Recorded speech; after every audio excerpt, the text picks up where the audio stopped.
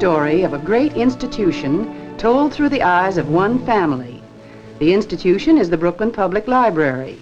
The family is that of the Greens, whom we see here walking toward their neighborhood library.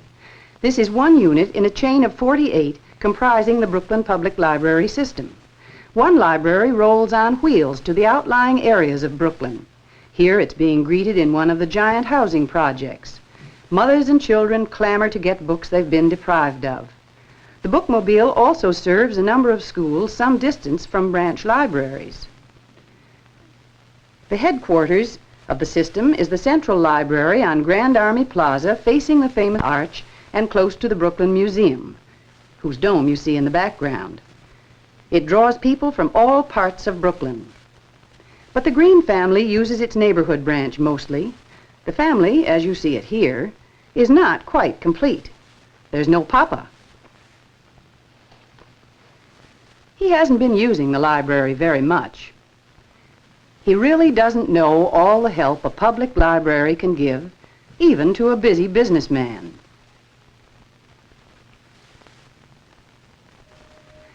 At home, Mr. Green reads the day's newspaper, then he usually turns to one of his hobbies. Lately, he's been tinkering with a model boat. He hopes to enter it in sailboat races on Prospect Park Lake in the summer. Well, that is, if he ever gets it finished.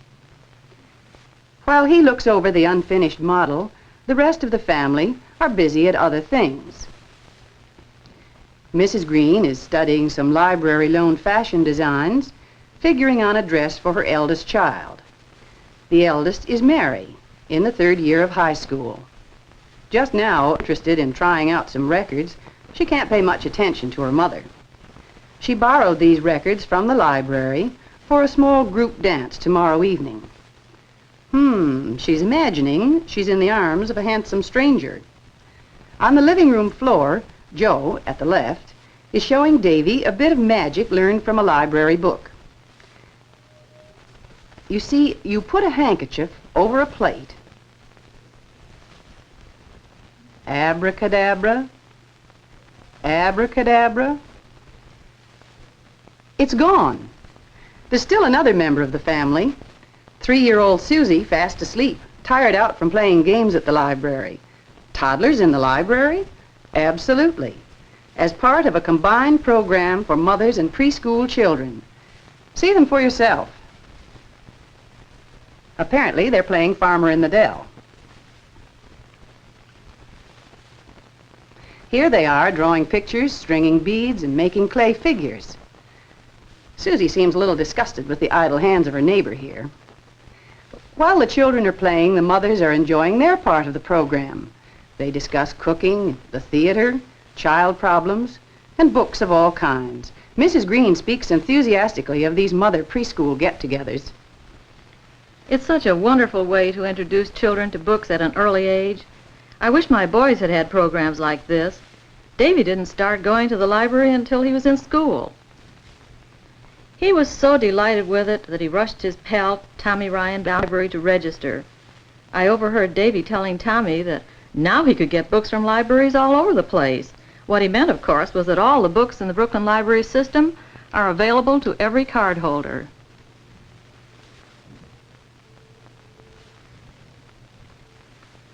Later, Davy proudly initiated Tommy into the magic of the story hour.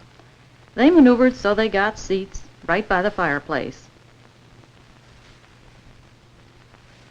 There wasn't any fire that day. The librarian lighted candles instead. She told stories beautifully. Exciting ones, funny ones, even sad little tales.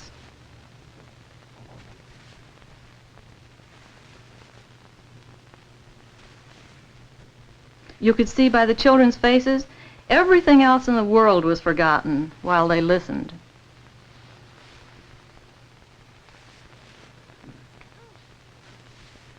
Working hand in hand with the public libraries to instill in children a love of books are the public schools. Most classrooms have their own little library corners where children first get to know books. Here, the teacher is delighting them with pop-up. In schools that have no libraries of their own, especially in outlying areas, the Brooklyn Public Library furnishes treasure boxes of books. These are replaced at regular intervals so that the children have a great variety of books to choose from. One of the children here, named Librarian of the Day, proudly hands out the books. It's considered quite an honor. As the children move on to higher grades, they find large central school libraries well equipped with reading supplement class assignments.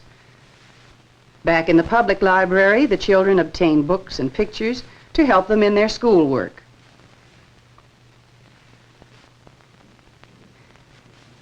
Often the librarian sets up the material ahead of time.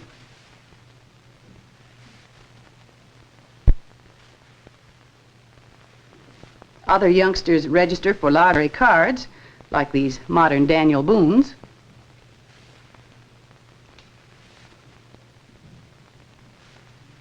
Still others are learning how to use the catalog.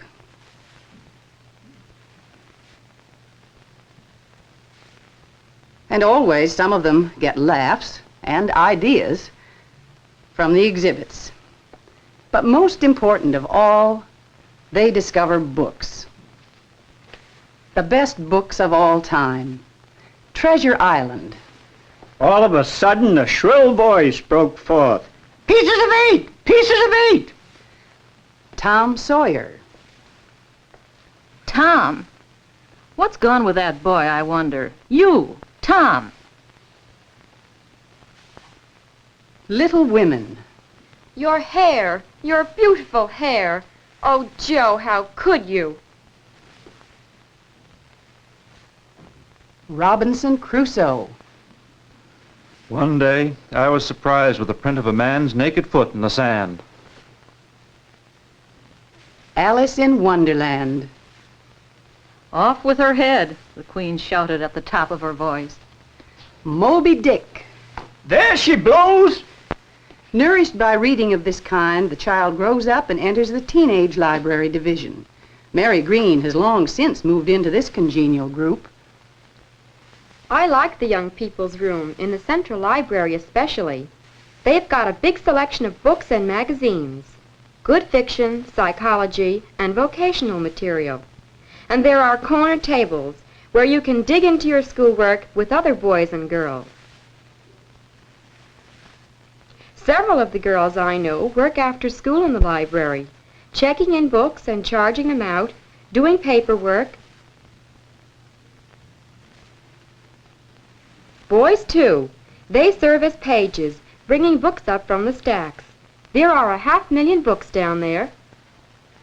One Sunday afternoon, Mary decided she'd get her father to see some of these interesting features at the Central Library. The whole family went. Davy and Joe stopped to look at the figures on the great bronze grill. Tom Sawyer, Brer Rabbit, Rip Van Winkle, and the rest. Mr. Green, who hadn't been in the main library for several years, was taken by the display in the lobby on government bestsellers, practical little pamphlets on child care and household matters. As a service to its readers, the library made it possible to buy them right there. Inside the great circulation hall with its rows of catalog cases, Mr. Green was astonished at the crowds of library users.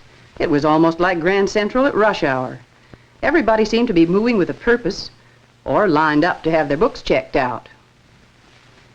This was done by a modern device called photocharging. Mr. Green watched the operation with great interest as his wife had a book charged out. He was intrigued also by the telautograph machine that summons books on the stacks below. But Mrs. Green wanted him to see more than the mechanical equipment. I wanted Harry to see how useful a library could be. I steered him to the art division. Here we found high school students sketching costume plates from the library's unusually fine collection. Our boys were really fascinated, asking a barrage of questions.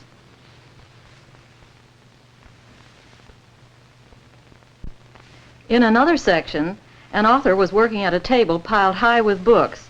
He was using the library's microfilm reader to check newspaper items. Harry took in all these marvels, but didn't say anything.